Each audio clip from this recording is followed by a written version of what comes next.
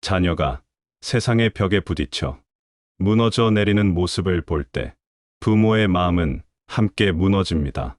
차라리 내가 대신 아프고 싶고 내가 대신 실패하고 싶은 것이 부모의 심정일 것입니다. 하지만 우리는 자녀의 인생을 대신 살아줄 수 없습니다. 그 아이가 스스로 일어서야만 비로소 자기 삶의 주인이 되기 때문입니다. 그렇다면 이 인생의 가장 밑바닥에서 떨고 있는 자녀에게 부모는 어떤 말을 해줘야 할까요? 힘내라는 말은 공허하고 다 잘 될 거야라는 말은 현실을 모르는 위로처럼 들립니다. 이럴 때 필요한 것은 감정적인 위로가 아니라 삶을 붙들어 줄 단단한 철학입니다. 넘어지지 않게 하는 말이 아니라 넘어져도 다시 일어나게 하는 말. 자녀의 마음 속에 꺼지지 않는 불씨 하나를 심어주는 언어입니다. 오늘 우리는 조선 최고의 지성다산 정약용이 아들에게 보낸 편지 속으로 들어가 보겠습니다. 18년 유배라는 인생의 바닥에서 무너진 집안과 좌절한 자식을 바라보며 그는 단 하나의 지혜를 남겼습니다. 절망 속에서도 사람을 다시 일으켜 세우는 말의 힘이었습니다. 한때 왕의 총애를 받던 최고의 관료였지만 하루아침에 집안이 풍비박산나고 패족이 되어버렸습니다. 패족이란 조상 중에 죄인이 있어 벼슬길이 막힌 집안을 뜻합니다. 당시 양반 사회에서 패족이 된다는 것은 사회적 사형 선고나 다름없었습니다. 자식들의 미래까지 한꺼번에 막혀버리는 그 절망의 깊이는 오늘날 우리의 상상을 훨씬 뛰어넘는 것이었습니다. 그 절망적인 상황에서 다산은 멀리 떨어져 있는 두 아들에게 끊임없이 편지를 보냈습니다. 아버지가 죄인이 되어 앞길이 막혀버린 아들들이 혹여나 자포자기하여 인생을 망칠까봐 피를 토하는 심정으로 글을 써 내려갔습니다. 그 편지들 속에는 무너진 집안을 다시 일으켜 세우고 절망을 희망으로 바꾸는 구체적이고 실천적인 지혜가 담겨 있습니다. 그것은 단순한 아버지의 위로가 아니었습니다. 수백 권의 책을 읽고 수십 년의 관직, 경험을 쌓은 한 인간이 극한의 고통 속에서 끌어올린 삶의 정수였습니다. 오늘 우리는 다산 정약용 선생님이 두 아들에게 강조했던 이 인생의 위기를 돌파하는 4가지 핵심 원칙을 살펴볼 것입니다. 여러분의 자녀가 지금 취업에 실패했거나 시험에 떨어졌거나 사업이 망했거나 혹은 인간관계에 지쳐 방황하고 있다면 오늘 이 이야기가 그 아이를 다시 일으켜 세우는 단단한 동아줄이 되어줄 것입니다. 첫째, 상황을 탓하지 말고 패족이라는 위기를 기회로 바꾸는 마음가짐입니다. 둘째, 잡생각을 없애고 삶의 주도권을 되찾는 근면의 기술입니다. 셋째, 가난하고 초라할수록 더욱 당당하게 지켜야 할 품격입니다. 넷째, 사람을 가려 사귀고 고독을 견디는 독서의 힘입니다. 본격적인 이야기에 앞서 다산의 편지 한 구절을 먼저 들려드리겠습니다. 유배지에서 보낸 첫 번째 편지에서 다산은 이렇게 말했습니다. 너희는 이제 패족이다. 패족이 글을 읽지 않으면 어찌 사람 구실을 하겠느냐? 옷소매가 길면 춤을 잘 추고 미천이 많으면 장사를 잘한다지만 우리는 지금 소매도 짧고 미천도 없다. 그러나 바로 그렇기 때문에 우리는 더욱 처절하게 노력하여 반드시 다시 일어서야 한다. 이 비장한 각오가 오늘 힘들어하는 여러분의 자녀에게 전해지기를 바라며 다산의 지혜를 하나씩 풀어보겠습니다. 첫째, 상황을 탓하지 말고 패족이라는 위기를 기회로 바꾸는 마음가짐입니다.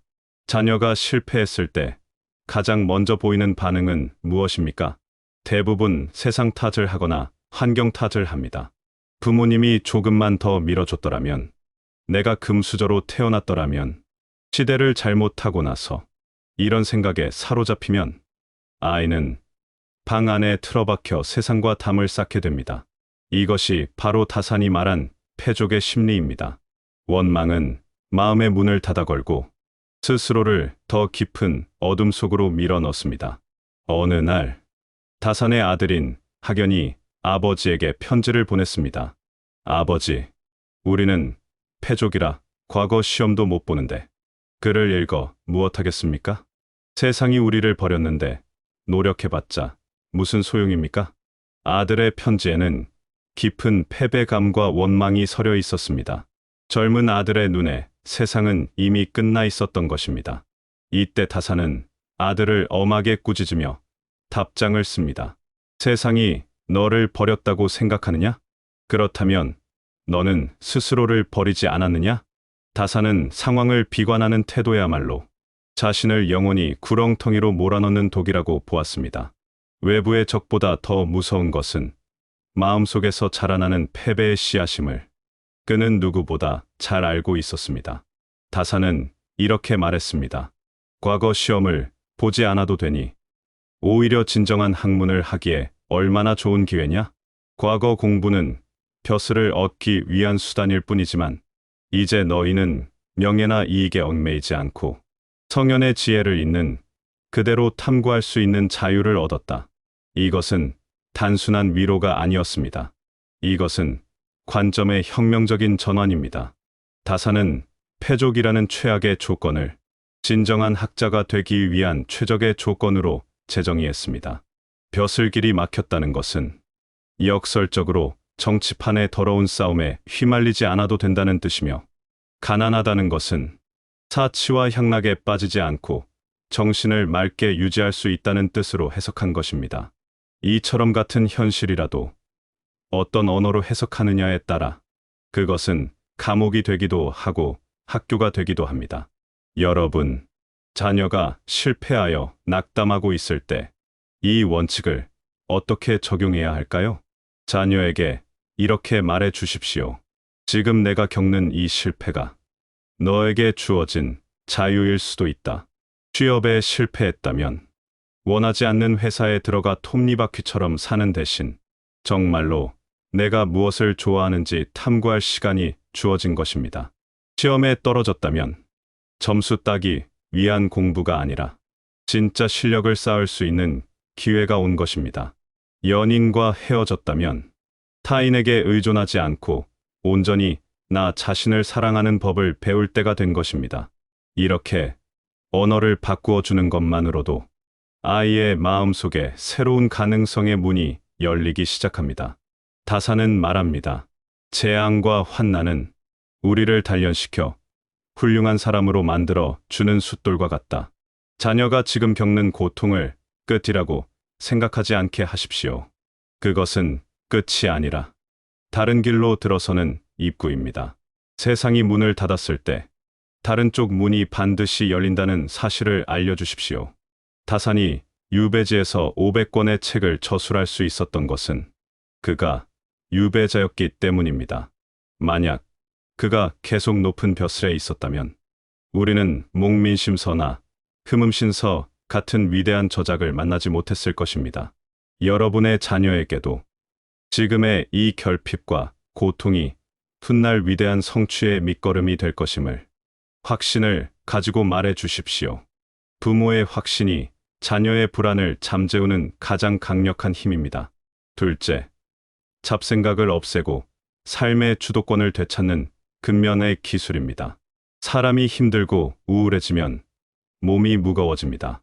자녀가 방에서 나오지 않고 하루 종일 누워 있거나 스마트폰만 보고 있다면 그것은 게을러서가 아니라 마음이 무너졌기 때문입니다.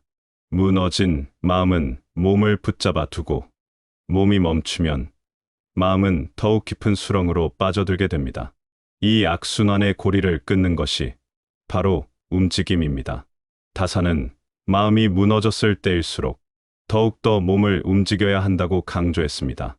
그것이 바로 다산 철학의 핵심인 근칭, 즉 부지런함입니다. 다산은 아들들에게 보낸 편지에서 이렇게 말했습니다. 천하의 가장 못된 것이 게으름이다. 게으름은 마음의 병에서 온다.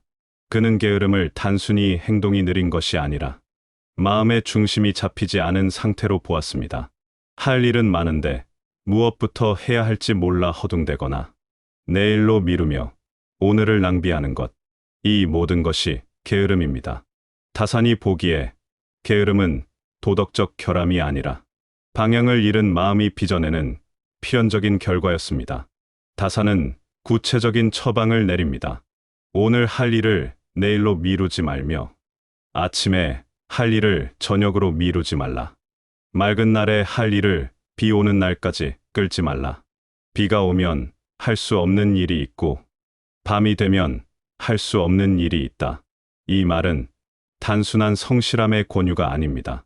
지금 이 순간이 다시는 돌아오지 않음을 직시하라는 시간에 대한 철학적 선언입니다. 자녀가 무기력증에 빠져 있다면 거창한 목표를 세우게 하지 마십시오. 취업 준비해라. 자격증 따라. 같은 말은 지금 넘어져 있는 아이에게 100m 달리기를 하라는 것과 같습니다. 이미 스스로에 대한 실망이 가득한 아이에게 또 하나의 부담을 얻는 것은 도움이 되지 않습니다. 대신 아주 작고 사소한 움직임을 유도해야 합니다. 다산은 유배지 강진의 좁은 방에서 아침마다 일어나 마당을 쓸고 텃밭을 가꿨습니다. 위대한 학자였던 그가 왜 굳이 텃밭을 가꿨을까요? 몸을 움직여 땀을 흘려야만 잡생각이 사라지고 정신이 맑아진다는 것을 알았기 때문입니다. 손으로 흙을 만지고 씨앗을 심고 물을 주는 그 단순한 행위 속에서 다산은 매일 아침 자신을 새로 세웠습니다. 자녀에게 이렇게 조언하십시오. 내 마음이 복잡한 건 몸을 쓰지 않아서다. 이불을 개는 것부터 시작해라. 방 청소를 하고 설거지를 하고 동네를 한 바퀴 걷게 하십시오. 아주 사소한 성취감이 쌓여야 무너진 자존감이 회복됩니다. 하루를 스스로 통제했다는 그 작은 경험이 자신이 무엇인가를 해낼 수 있는 사람이라는 믿음의 씨앗이 됩니다. 다산은 또한 이렇게 경고했습니다. 사람을 망치는 세 가지가 있다. 술에 취해 정신을 놓는 것, 여색에 빠져 몸을 상하는 것, 그리고 잡기에 빠져 시간을 죽이는 것이다. 오늘날로 치면 술, 도박, 그리고 하루 종일 의미 없이 보는 쇼폼 영상이나 게임일 것입니다. 힘들다는 핑계로 이런 쾌락에 도망치는 것은 잠시 고통을 잊게 해줄지는 몰라도 결국 영혼을 갉아먹고 다시 일어설 힘을 빼앗아갑니다. 진통제는 병을 낫게 하지 않습니다. 오히려 고통을 숨겨 더 늦은 치료를 부를 뿐입니다. 다산은 아들에게 말했습니다. 근면함이란 손과 발을 쉼없이 놀리는 것이다. 심고 가꾸고 거두고 갈무리하는 일을 멈추지 않는 것이다. 자녀가 힘들다고 가만히 누워있게 두는 것은 자녀를 돕는 것이 아닙니다. 오히려 작은 일이라도 시키고 가족을 위해 기여하게 하십시오. 내가 설거지를 해주니 엄마가 참 편하구나. 내가 무거운 짐을 들어주니 아빠가 든든하구나. 이런 인정의 말이 아이가 자신의 쓸모를 다시 깨닫게 하는 계기가 됩니다. 사람은 누군가에게 필요한 존재임을 느낄 때 비로소 다시 살아갈 의지를 회복합니다. 움직여야 마음이 변합니다. 다산의 그는 단순한 노동이 아니라 삶의 주도권을 되찾는 가장 확실한 수행이었습니다. 이불 밖으로 나오는 그 작은 움직임이 결국 세상을 향해 다시 나아가는 첫걸음이 될 것입니다. 셋째, 가난하고 초라할수록 더욱 당당하게 지켜야 할 품격입니다. 자녀가 실패했을 때 겪는 또 하나의 고통은 수치심입니다. 남들은 다 잘 나가는 것 같은데 나만 뒤처진 것 같고 친구들 만나기가 꺼려집니다. 그래서 돈이 없어도 있는 척하려 하고 명품으로 치장하여 자신의 초라함을 감추려 합니다. 하지만 다산은 이것을 가장 경계했습니다. 그는 이것을 즉 검소함의 원칙으로 다스렸습니다. 겉을 부풀릴수록 속은 더욱 허해지고 결국 그 허함이 더 큰 불안을 부른다는 사실을 그는 꿰뚫고 있었습니다. 다산은 유배 생활 중 경제적으로 매우 궁핍했습니다. 하지만 그는 아들들에게 절대로 기죽지 말라고 당부했습니다. 가난한 자가 부자인 척하는 것만큼 추한 것은 없다. 반대로 가난하지만 그 가난을 부끄러워하지 않고 오히려 당당하게 여기는 태도야말로 진정한 귀티다. 다산이 말하는 귀티는 재산에서 나오는 것이 아니었습니다. 자신의 처지를 있는 그대로 받아들이는 당당함, 그 내면의 단단함에서 비롯되는 것이었습니다. 다산이 말하는 검소함은 단순히 돈을 아끼라는 뜻이 아닙니다. 자신의 분수에 맞게 살되 그 안에서 품격을 잃지 말라는 뜻입니다. 그는 아들에게 의복과 음식에 대해 이렇게 조언합니다. 비단 옷을 입고 맛있는 음식을 먹는 것만이 호강이 아니다. 베옷을 입어도 깨끗하게 빨아입고 거친 음식을 먹어도 감사한 마음으로 먹으면 그것이 바로 선비의 기품이다. 가진 것이 적을수록 그것을 다루는 방식이 그 사람의 격을 보여줍니다. 허름한 옷을 입어도 단정히 매만진 사람과 비싼 옷을 입어도 흐트러진 사람은 전혀 다른 존재감을 풍깁니다. 자녀가 남들의 시선을 의식하며 괴로워할 때 부모님은 이렇게 말씀해 주셔야 합니다. 남들에게 보여지는 껍데기에 집착하지 마라. 진짜 자존감은 지갑에서 나오는 것이 아니라 내 마음의 단단함에서 나온다. 다산은 특히 친척이나 지인들에게 아쉬운 소리를 하지 말라고 가르쳤습니다.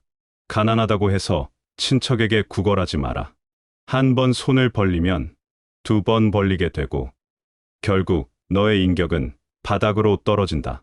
힘들수록 허리띠를 졸라매고 스스로의 힘으로 버티는 모습을 보여줄 때 오히려 주변 사람들이 그를 존경하게 된다는 것입니다. 무너진 상황 속에서도 지켜낸 자존심이야말로 다시 일어설 때 가장 든든한 기둥이 됩니다. 현대 사회는 끊임없이 비교를 부추깁니다. SNS를 보면 모두가 행복하고 부유해 보입니다. 실패한 자녀에게 이것은 지옥과도 같습니다.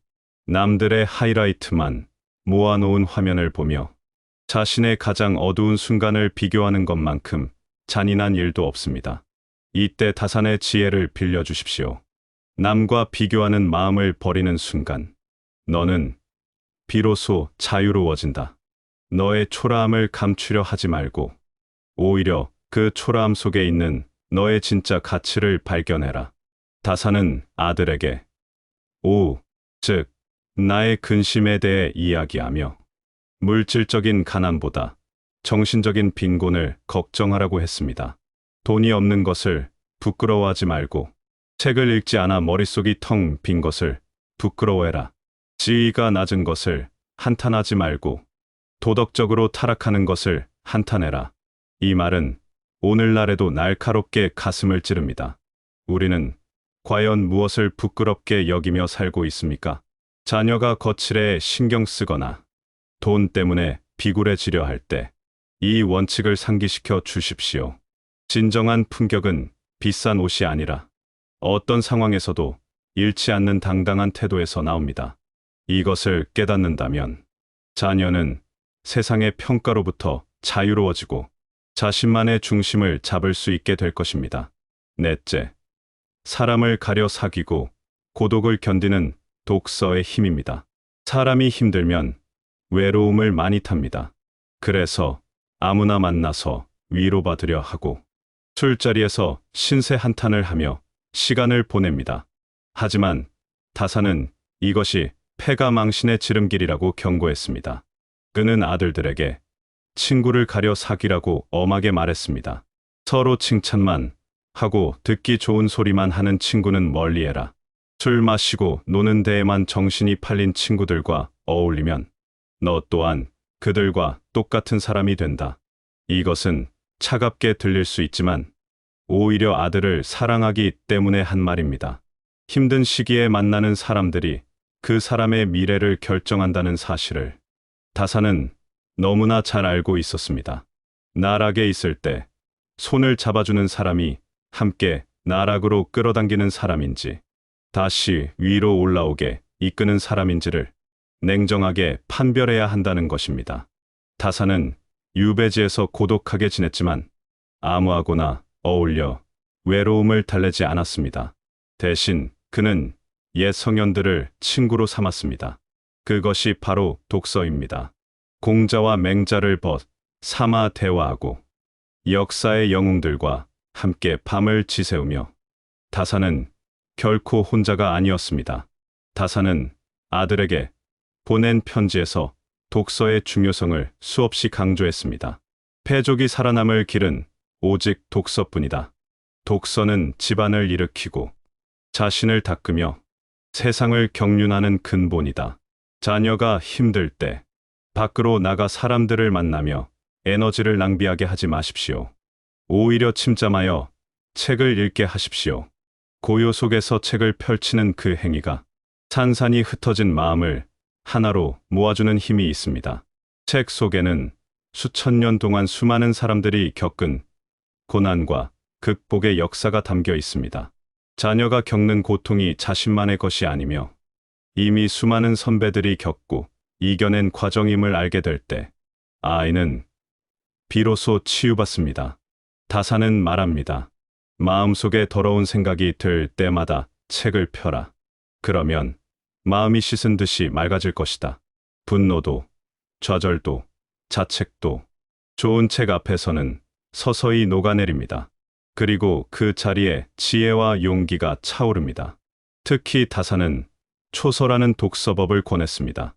눈으로만 읽지 말고 중요한 구절을 손으로 베껴 쓰라는 것입니다. 붓을 들지 않으면 독서가 아니다. 손을 움직여 기록하고 정리해야 내 것이 된다. 자녀가 마음을 잡지 못할 때 좋은 책 한 권과 노트를 선물해 주십시오. 그리고 마음에 와닿는 문장을 필사하게 해 보십시오. 손끝으로 전해지는 지혜가 뇌에 새겨지고 그것이 마음의 근육을 단단하게 만듭니다. 필사는 단순히 글씨를 옮겨 쓰는 것이 아니라 그 말을 천천히 씹어 자신의 살과 피로 만드는 과정입니다. 다산은 또한 가족 간의 화목과 대화를 강조했습니다. 밖에서 상처받은 자녀가 돌아올 곳은 결국 가정입니다. 형제 간에 우애하고 부모에게 효도하는 것이 모든 행실의 근본이다. 집안이 화목해야 밖에서의 일도 잘 풀린다. 자녀가 힘들 때 가족이 가장 든든한 버팀목이 되어 주어야 합니다.